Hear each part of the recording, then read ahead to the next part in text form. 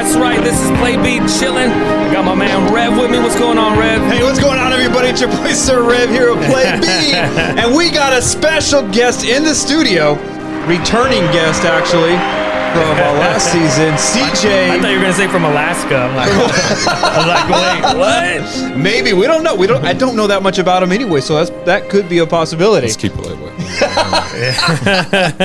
Well, we're gonna try to devolve some information. Whoa. Did you say bald? Whoa. We're gonna try to get some information out of CJ today. Anyway, CJ, welcome. Yes. I plead the fifth. Thanks for joining us in the lair.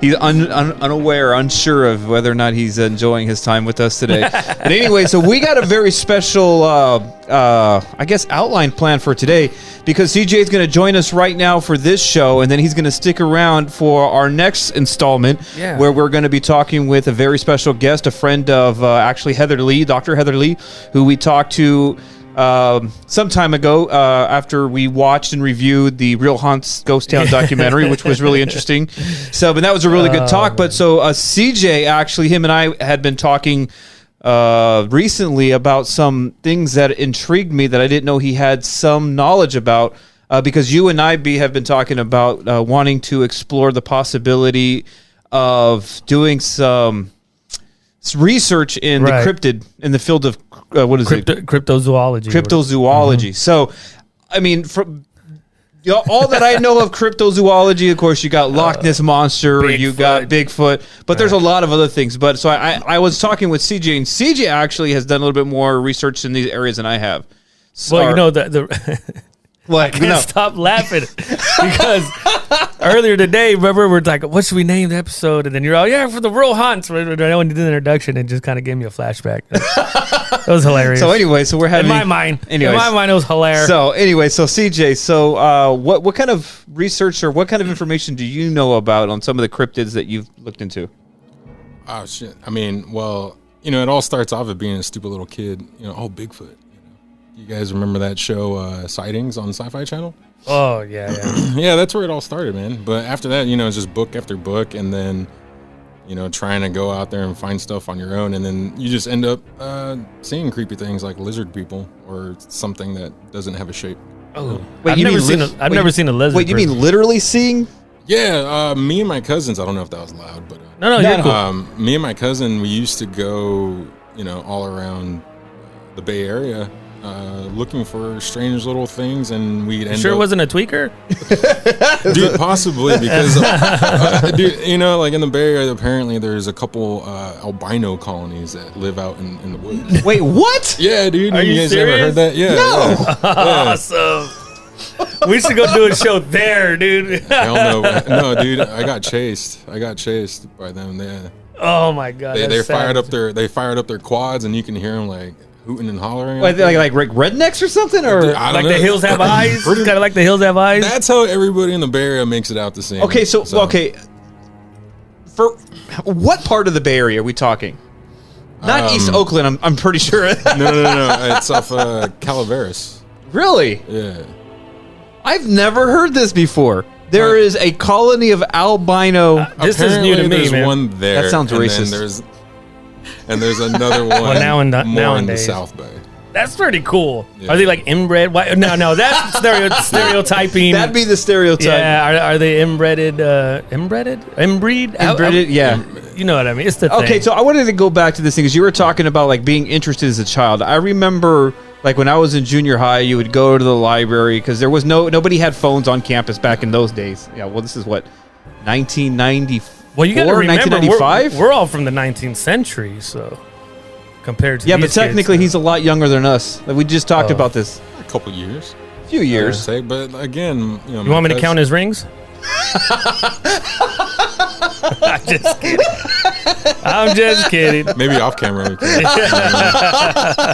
Wow. What I meant to do was you want me to count? You know what I mean? That's what I meant. Are we trying to be PG? Yeah. Are we trying to widen our audience? I'm trying. So but anyway, as the words left my mouth, I was just like, I have a button, but I forgot which color. You should just get in the habit of hitting the button after you say the word. Yeah, right. See, it just does it by itself. Love it. Oh my God. Okay, we're off the rails now. Yeah. So anyways, but I wanted to talk about this whole idea of how as children, like this that really fascinated me. Because I remember being in junior high in 94, 95. And you would go to the library to pick out books. And at that time, there was no computer. Well, the computers in the computer lab were only for, like, I think, like playing, like, Oregon Trail. Do you still remember the Dewey Decimal System? I don't remember how to look up a book. Remember back in the day, you'd have to pull out the little index card. Oh, yeah. Flashbacks. No, yeah. And I remember I used to pretend, like, I'll just go to anywhere and just like, oh, yeah, this is exactly what I was looking for. You know well, no, but what I was trying to say was that I remember going to the library. Did I cut you off? Yeah, you cut me off. It's okay. We do that a lot. Yeah, but I remember going to the library, but specifically only checking out the paranormal books or like books on Bigfoot or UFOs and things like that's what really interested me back in those days. And there was always this idea. It's like, I don't know if it's just childhood or, childlike wonderment about those things. Like you just wanted to believe those things. I still believe there is Bigfoot. Because I didn't grow up religious, so I didn't have a religious background. We weren't Catholic, we didn't go to church, but I never had a religious background. But so I don't think know it's if fair that to say that we all pretty much grew up superstitious with some superstition in the house, because I know I grew up that way. Well, as Mexicans, you all in the Hispanic. So I wonder if that's Hispanic what helped culture. Groom that idea that maybe it's okay, if there's a Bigfoot. Oh yeah, there's always stories like that, like especially being Catholic and Hispanic. I'm not saying like only us have the stories, but no. Like. They tell you stuff like, oh, mano peluda. I've been on that website. No, but what I was trying to say, I remember like being young and like because cable wasn't that big of a thing either back then. Like you didn't have all these channels. Like I don't think Discovery Channel was a thing yet. I think History Channel was. Well, I remember but when all I they was showed really was little. World War II. 24 had hours like 13 channels up until like dude, I didn't get cable until I moved in with my grandma when I was a kid.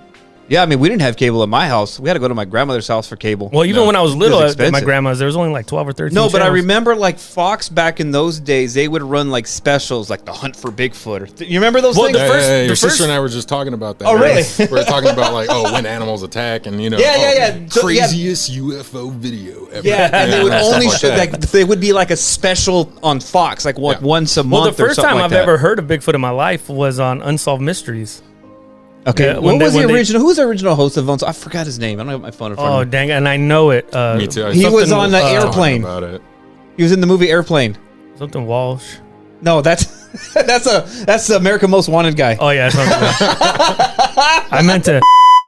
My bad. So, but anyways, I wanted to go back. It's like as a child, it's like what do you think, or when did you start like really being excited about, not overly excited, not that kind of excited, but like when did your interest like take off when it came to like, because you are a big believer in Bigfoot. Yeah, for me it was on that episode of Unsolved Mysteries, and I remember being scared that night because they showed them in the mountains, right? And then in Gilroy where we lived, we had that mountain, so I could see the mountain. I'm like, damn, it's gonna come through and come get me. We're living at the Gilroy apartments at the time. And for me, from then on, I was like intrigued with cryptids. Not only him, like you have the Loch Ness monster, and then there's a lot of interesting stories. Some say there's modern day dinosaurs, like in Africa or in the Amazon, stuff like that. It's always been a part of my life. It's just something where when things were just going in my life, I'd kind of escape to that. You know what I mean? Like let my mind wander off into that. So what about you? It's like it's the same thing going into everybody else was getting like. Books on boats and cars and trains and planes, princesses, and I was the little loser kid that went over unknown creatures. Yeah, that was the book for me. It was like a big old book, The Unknown, and it spoke about like it was literally like a dictionary A to Z about cryptids and stuff like that. Nice. It was so cool to me. And then I think what made me get into it more was my uncle, because it was never like look at this. It was more like he was watching it, and I would sit there, and it was game over from then on. So you just basically adopted it because that was. Well, if my uncle was interested, why couldn't I be? Yeah, got it. Yeah, and the interesting thing is, like, I remember like hearing stories of UFO encounters, like even from the family. It's kind of like, I still want to believe. I still want to say that I'm somewhat of a skeptic, but not at the point where it's just like. I won't go and look into it. I'm not one of those guys that just says, okay, I'm just, it doesn't exist or isn't true. But I'm open to exploring the idea that it's possible. Now,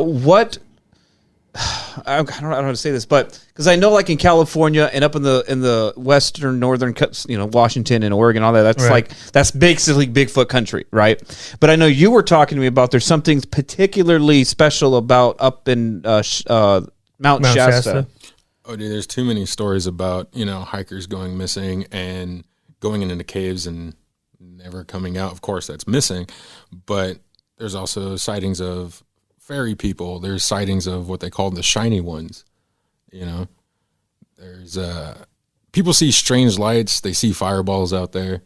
You see, I've had a chance one time of going to Mount Shasta actually for work, and I didn't go. But I've always wanted to visit because everybody says how nice it is up there, and you look at the pictures and everything. Right. But at the same time, it's just like, yeah, there probably is something. That's like what the highest peak in California, I think, is Mount Shasta. I don't know, man. But those lights that CJ's talking about reminds me of. Do you remember my disappearing plane story? Actually, I talked about it one time. Remind me. Well, when I was little, I can't remember where we were coming from, the drive-in or something. It was late, in the evening, and I pretended to be asleep, so my dad was carrying me up to the apartment. But I wasn't asleep, but I was just pretending. But I remember hearing a plane, like a prop plane, with propellers. And I remember hearing it low. I'm like, what the hell? And I could feel the vibrations of the engine and everything. So I look up, and I swear I see this plane like across the street going to hit the apartments. And I'm looking at it. I'm like, oh crap! Before I could say anything, it just flashed and disappeared. Dude, there's a ton of stories like that out here. It was a trip. Like, really? Yeah. I was recently looking into an event because it was on a radio show that I listened to called Ground Zero. Oh, I thought it was a TAP. No plug here. No plug. What he meant to say was the Apocalypse Project. So, yeah, there's apparently in Tracy, like back in the 90s, I could be wrong about the year, but apparently a UFO crashed into a tire field. Oh, what the heck? Yeah. What? A UFO crashed into like a tire field. Tire field. I heard tiger. Yeah. I'm like, and it was reported. Carol Baskin. Yeah, Carol Baskin, you bitch. It was. My bad. My bad. Yeah, and it was reported that was it F-16 Raptors were chasing it all the way out here. So. Oh dang. No, yeah. That is crazy. Yeah, well, I mean, when I even to this day, like when I think back on it, I remember it clear as day, like the sound, everything, and I was expecting a big fireball, like you see like in La Bamba, you know what I mean? Oh yeah, absolutely. Nope, it just went and it was gone. And the flash, and here's the thing: when it flashed, my parents turned around, like, you know what I mean? It was like a camera flash. Like, okay. Like let's say you're looking at the wall and a camera flash came up behind, and it lit up in front of you. That's kind of what I'm thinking that's what they saw because they turned around. So, like, okay, so here's another thing, because we all have had deja vus, right? Like, instances where, like, I'm reliving this. This feels I hate when that happens. This feels too reminiscent of something that already happened before in the past. And those really intrigue the heck out of me, because the first thing I think is, like there has to be, like, I'm big into the Rick and Morty thing. So it's like the parallel dimension or the multiverse kind of idea. Absolutely. And I'm like, that has, I mean, I'm not, so... And we can get into this metaphysical, scientific area where it's kind of like they can't explain the origin of the universe because if logically speaking, everything has to have a beginning. Well, I seen an article recently that they're saying the universe is actually like a donut, shaped like a donut, and everything just goes in a circle. Yeah, I heard about that. Like there's a space too. probe recently that reached the edge of space and it wouldn't go any further. That would be interesting. So it makes me think: are we like in a fishbowl, so to speak? Well, okay, like so God's the theory, table or something. Well, if we want to go to like the biblical terms, like is that the firmament? The firmament. Well, technically now NASA rewrote the limits of space. What is the edge of space, and by the new revision, we haven't been into space yet. Well, technically. So one of the theories of the multiverse hypothesis, which I think Michio Kaku is one of the I love that guy. Is one of the the most renowned physicists that came up with the string theory hypothesis. But one of the things I remember hearing him do a talk about one day was about the possibility of the multiverse actually existing and then being, I think, in their own think of like bubbles, like just a bunch of bubbles, and eventually occasionally they intersect with each other, and then said that could be what we see with black holes. Black holes are actually the gateways, are the two bubbles meeting together or something? Where they're attached. And to make it through the other side is to make it into the other dimension or the other universe, a parallel dimension, so to speak. And like watching Rick and Morty, I know you haven't watched it, which you're doing yourself a disservice, I think. And not just because that's not the first time I've heard that. Today, I told you that earlier today. But I think, it does put that whole just for the record, he does a lot of disservices to himself. So, but anyway, so I think that's kind of like puts a lot of emphasis on that parallel universe, and that there's an infinite, and the term is infinite. There's an infinite amount of possibilities. And if there's an infinite amount, obviously the possibilities are going to repeat themselves. Does each universe have its own god too, I wonder? Or is there like still one overseeing? Well, but doesn't the multiverse not necessarily by necessity, but some people believe that the multiverse idea would do away with the explanation of a god. But stop. Because now we're getting metaphysical here. Because time and space, right? So time and space are metaphysical constructs. So you can't necessarily contain time or space. Time and space doesn't necessarily have they're reflective of reality. So they don't go before. Like time doesn't go before time. Does that make sense? Right. Like time has to have a starting point. The same thing with space. Space has to have a starting point. Unless.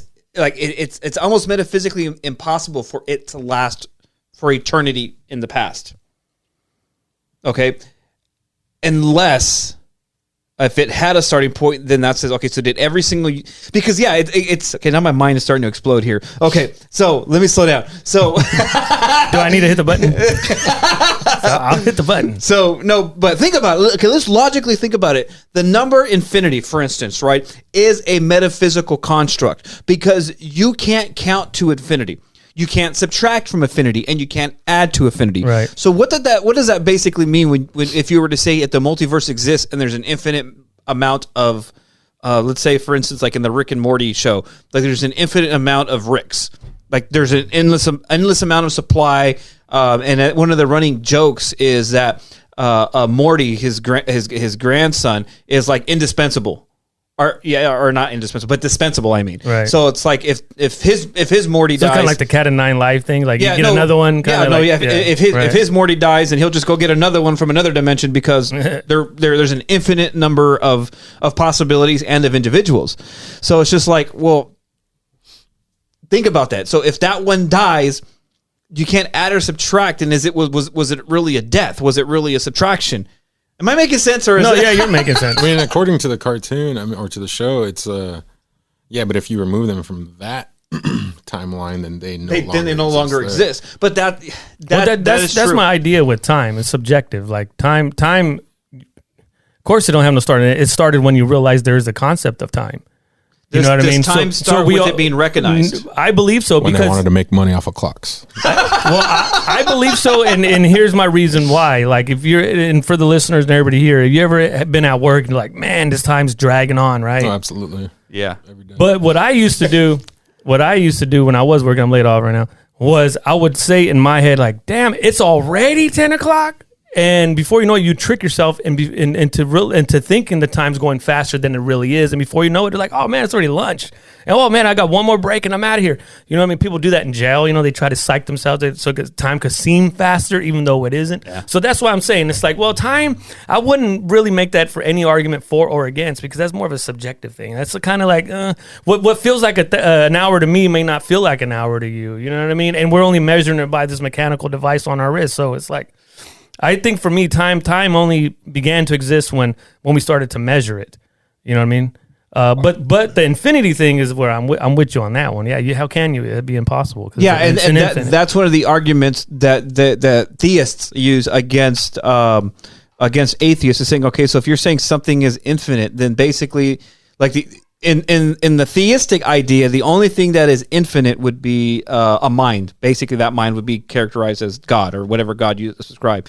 You know, to the Christian theist, it would be the God of the Bible, right? The Abrahamic God. So then it would say, okay, so because there's only one thing that could be infinite, and if the universe started, there has to be a great cause. So there is such thing as the infinite. It's just identified as the mind. a mind, a personality, a person known as a god. Well, yeah, and there's a bunch of other theories see, my out thing there, with dimensions is this: if we live in the third dimension, we can see 3 dimensions. We can't see in the fourth dimension. We can see every dimension below us. So our understanding is limited to this dimension. Okay, so what if death is entering into the fourth? That'd be pretty cool. Like, souls and spirits. What if that? Like, this is the beginning. Death is just the beginning. This is just the beginning, because let's get it, because we've talked about this before in the past about your paranormal experiences and also yours, and what we believe is after death. Is death the finalization of the matter of which we are, or is there something else, regardless of what it is, after? I mean, considering on the fact that, if you think about it, like, for the nerds out there, if you think about it like Transformers, we all have an Allspark, right? And it's forever going. That shell, that energy, if you will, right? That shell of the robot body, like, that's what we have right now. It's slowly going to deteriorate, and then we base everything we do off of, the longevity of this body, right? But once that's over with, we have this spark, this Allspark, right? And if it moves on, then... Well, and that's really interesting, because you're talking about the fourth dimension. It's like, well, is that... What would that look like? Like, with the fourth dimension, we couldn't comprehend it. Yeah, we couldn't comprehend it. Yeah, well, unless like if we lived in the fourth dimension, we could comprehend that dimension. You could even now, like, we know that we could see 3 dimensions right now. I could see 3 sides to this cube, right? I know what a 2-dimensional world looks like. But if when you're in a 2-dimensional world looking at a 2-dimensional object, it will look flat to you. How are we sure that the 4th and 5th and 6th and whatever so on dimensions don't exist right here on this plane, since we can only That's what I'm saying, but we could only see the 3 dimensions, yeah. We can only perceive 10% of light and sound. Well, and that's what I mean about deja vu experiences. Like, is that tapping into possibly that 4th, 5th, 6th, or 7th, whatever dimension that we are that we are not perceiving? Because it feels... I had one not that long ago. I mean, for some reason, I heard that say that it happens more when you're younger. I don't know, but every time it happens, I freak out. I'm thinking, man, did I die in that one experience? Yeah. You know what I mean? Yeah. But what's the longest deja vu you've ever had, though?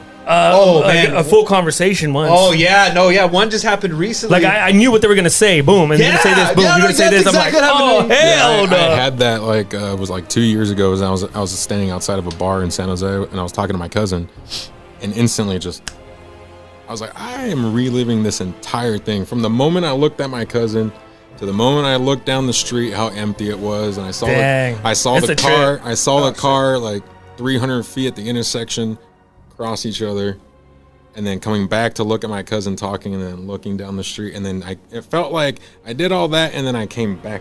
I came back. Because it was like you couldn't snap back. It's like an out of body experience. Exactly, and that's exactly what it felt like for me this last time. And I'm just like, and I told the person I was talking to, I was like, man, this is I did this. Yeah, this is not the first time this is happening, but it feels really weird. Well, and to bring it back all the way to Mount Shasta, apparently that is a hub of, like, intersecting. Like, there's moments where you don't understand that you're on this plane anymore. If you feel like you're somewhere else, and then it comes back. Well, that's what I was gonna say. Like, they say we're all energy, we're all connected. Everything in this universe is connected by some cosmic brain or whatever, right? Some cosmic whatever. What if that is deja vu? Like, we tapped into that for a second. Like, you became all knowing for that 1 second. Like, we know this conversation. Like, you know what I mean? I'd never want to leave it. Well, maybe that's death. That's where we go. Maybe that is that one part that we're not aware of. That's all interesting theories and ideas to talk about, just to throw around out there. But yeah, that's really I do want to check out this mountain. Well, have you guys seen that missing 411 documentary of that ranger? Oh, hell yeah. Or no, he was an old retired detective, wasn't he, or something? Have you guys read the books? No, but that's why I haven't taken my son when he was younger to Yosemite, because that's like one of the most places kids go missing is Yosemite National Forest. You either have to be the first or the last in line, and then you go poof. Really? It is crazy. And the parents are holding, there's this one account, this woman holding her son's hand, and he disappeared. Like, what the hell? Okay, so here's a creepy story that I don't think I ever told you. So it wasn't that long ago. I think it was like 2015 or early 2016.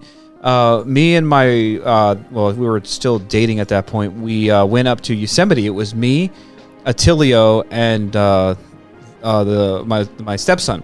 So we went out to Yosemite to go visit and for the day, and then we start taking the hike up to the falls. You can walk along the falls and walk to the top. And so we started taking it, but by the time we got to the point where you get like kind of halfway and you can see out to Half Dome, and it was like really like majestic, really nice view. Then we were kind of left in a dilemma because it was starting to get dark. Oh snap! We weren't prepared. I didn't have a flashlight, and I think all I had was a pocket knife, and I'm just sitting here thinking, it's just like, there's animals in this. Are you gonna fight off a cougar with a pocket knife? So anyway, then we just looked like, let's just head back, because we wanted to walk up. We got there too late, so we decided to head back. And the eeriest feeling is when you're trying to, and it's like a canopy of forest around you. You can't see the sky, and then all you see is it just getting darker and darker, and it just feels like you're in an enclosed room that's getting smaller, and we made it. And I remember just like grabbing the kid and just like hustling, like, okay, so let's go, okay, let's go, and all and the way down. That strange feeling. Oh my god, it was the weirdest and strangest and most like dread. It was a feeling of pure dread. I don't think I've felt that ever in my life since then. But it was just like because of large cats, like cougars or mountain lions, right? They're like predators. I mean, they like, and then they usually attack you from behind too. Yes, and I kept looking. I kid you, I was like this the whole time as I was like, it was. But I remember getting to the bottom, because and you get to the bottom, you get to all the parking lots, and I just remember this sense of relief, like just enveloped me, and I just remember like I am never doing that again, like. Well, a lot of people say that the woods are just like the scariest fucking place you can ever be in. They are, but I also find it very. See anything. I find it very homey. Like I feel at home in the woods. Like a lot of people like to go to the beach or this and that. I prefer to head to the mountains. For some reason, I feel at home there. Or maybe it's the Native American in me. Yeah. Okay. And that's interesting. So another thing that you wanted to talk about, because you were saying to me about something about Mount Shasta, that there is a connection with that and the hollow earth theory.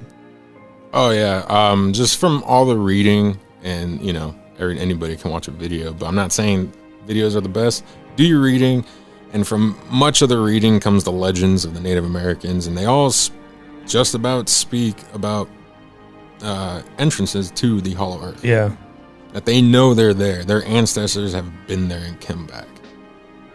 Ant people and whatnot. Ant people. Apparently the Aztecs are there. The Mayans are there. Oh, so that's where the lost civilizations and the Mesoamericans? Not lost. They don't want to be found. Right. Because then they are like, oh shit. And Spanish dude just came and murked all these people. What are we going to do now? So there's all those theories that and there's a lot of interesting calculations been done with earthquakes to prove the earth is hollow, or at least some of it's hollow. So that to me was interesting too. So I mean, if there is some validity behind it, I mean. Okay, and this brings up another, because I don't know like how much you guys are involved. Like I'm a big. What should I say this? I'm a conspiracy theorist to a degree. That's a famous quote that I got from Dave Chappelle. He said that, I think, during his interview with Oprah Winfrey when he came back after leaving and went in Africa for a little bit. If all this gets fried, this is your fault. Right? I should have brought my lead vest, my lead helmet. Oh, my goodness. Okay, well, this is all I'm going to say. So, I'm a conspiracy theorist to a degree. There's this YouTuber that I follow whose name's Dutch Sense. He is an individual that tracks and says that he can even predict and forecast earthquakes. Oh wow! I don't know if I think I've shared him with you a couple times, and he's actually proven the geological survey people that track this stuff proved them wrong, and had to correct them. And it was very interesting to see. And then certain things started happening to his feeds and things like that, things that he was like. He's a really interesting person to talk to, but sometimes I do get the feeling that the official stories that we're told are just pure bull, and that's why it's like, okay, do I necessarily believe that the earth is hollow?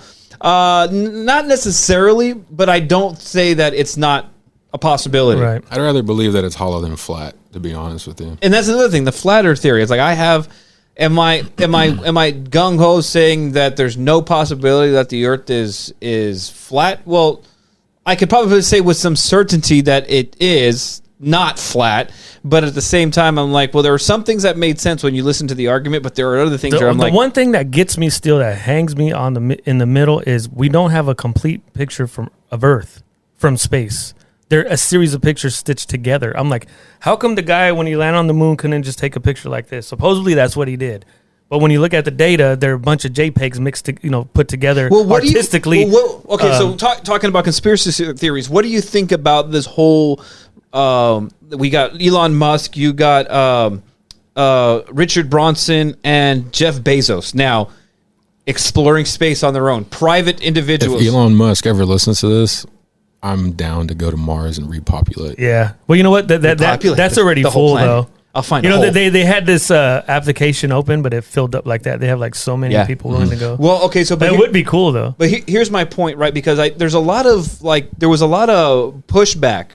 I don't know if you guys seen that, but there was like a lot of criticism about Jeff Bezos and Richard Branson, what they're trying to like, and sometimes I get the feeling that it's what are they afraid that they're going to find? Huh? Yeah, and that's what I get the feeling. Because you got to remember, if you go to NASA's website and you look at pictures of the galaxies or other planets, they're artistic renditions, and they say that on there. Yeah, it's all CGI. None of so essentially, all they're getting is data, and they're interpreting it in their own mind. Well, that's interesting, and I wish I was into this stuff back then. When I went to MJC here, I took a Photoshop class, and one of the instructors that was teaching the class was actually a NASA employee who basically would take the photos taken from the telescopes and then run it. Because sometimes when you get the photos, it's just black. Yeah. Just a black photo. So they run it through, program, use the tools in Photoshop to actually get images from those, from just what apparently is just black spots or black, images. Now, if I wish I would have known this back then, I would have asked, hey, all these questions that we have, like, hey, so what is the actual footage or photos from? Well, you can find that on NASA's website. They actually they actually had it. Welcome for joining us. I don't know if they still have it, right? I don't know if they still have it, but I remember seeing it. Some guy linked it on his YouTube channel in the comments, so I looked at it, right? Yeah. And they're showing how they get the data in and how the artist rendition that they actually, do the thing. But one more thing that's interesting. Sorry to hit the mic though. Whatever. I was on Google Earth, right? And I'm looking at my desktop and I'm zooming out, and that little town, Crow's Landing. Yeah. Well, there's another little town by there. I forgot what it's called, but there's a NASA airstrip there. Let me see. Let me see. Well, I got to look it up now. But yeah, it was a NASA testing airstrip. It says something like that on the Google. Is it by the airport? I don't know. Let me download Google Earth again. Okay. Well, anyway, we'll take that out. We'll take that out later. So, anyways, this has been, pretty interesting. We kind of touched the map on all over the place, and hopefully that one of these days we could actually hammer down. How much time do we have? Like 10 minutes left? I think we're at the end. I got 15 plus hours on the memory card. What time do you have on the clock over there? 4:50. Yeah. So yeah, we got to get going. So, but anyways, this is just the tip of the iceberg. This is basically just an overview because we do want to get into cryptids. We do want to get into some of these more conspiracy theory things going forward in the future to kind of like broaden our topics and broaden our minds more than anything to kind of really investigate these things for ourselves. So thanks for CJ for joining us. He'll be with us in this next installment where we're going to talk with our next guest. So anyway, but thank you for joining us. This has been the TAP and you have been tapped.